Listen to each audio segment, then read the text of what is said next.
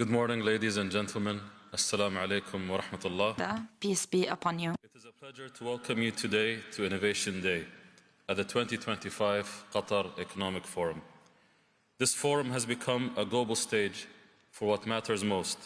And today, as we gather under the banner of the road to 2030, transforming the global economy, we are reminded that transformation is not only about speed or scale, it's about direction.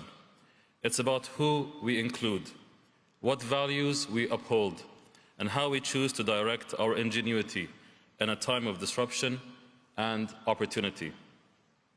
Last year, from this very stage, I posed a set of questions. Many of you carried with you throughout the day. Questions not of engineering, but of ethics. Can we democratize access to innovation rather than deepen inequality through it?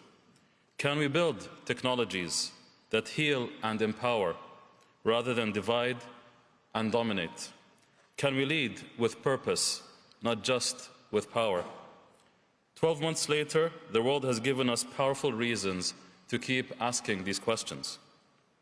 We've seen AI systems become more capable, more autonomous, and more deeply embedded into how we work, govern, and live.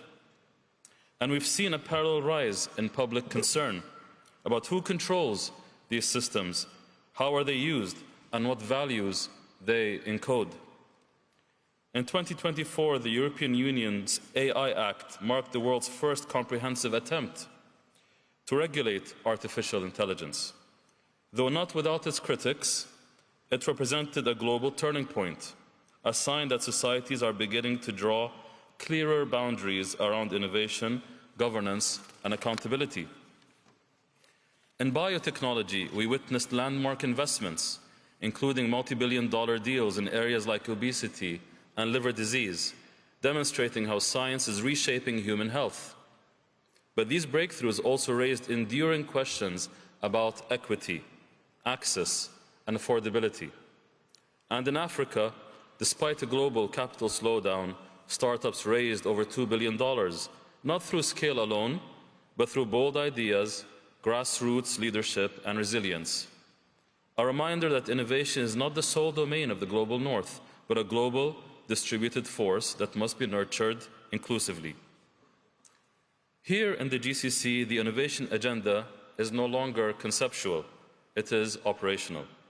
Governments and industries are acting with clarity and ambition, reimagining sectors from energy to logistics, from digital infrastructure to health. In Qatar, this ambition is structured by two national pillars: the Qatar National Vision 2030, which charts our path to an advanced, knowledge-based society, and the third National Development Strategy, which transforms that vision into real policy, institutional reform, and targeted investment. But ambition must be accompanied by architecture. The measure of success is not in our plans, but in the ecosystems we build, the talent we develop, and the outcomes we deliver.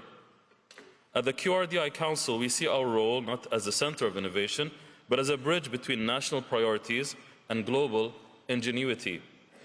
Through our Qatar Open Innovation Program, for example, we launched with 22 national partners over 50 innovation calls around the world in critical sectors like healthcare, energy, AI, and beyond.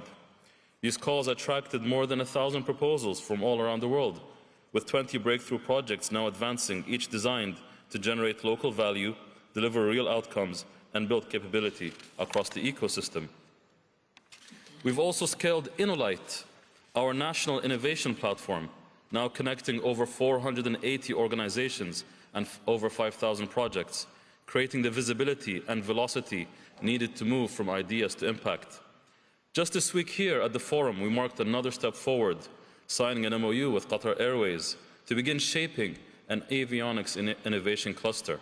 It's an early move, but a meaningful one, another example of how we are mobilizing national stakeholders to co-create the industries for tomorrow.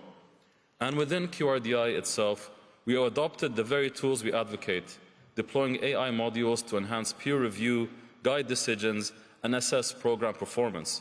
Just as importantly, we're building capacity across the ecosystem, equipping innovators and researchers policymakers and institutional partners with the skills and foresight needed to innovate not only effectively, but ethically.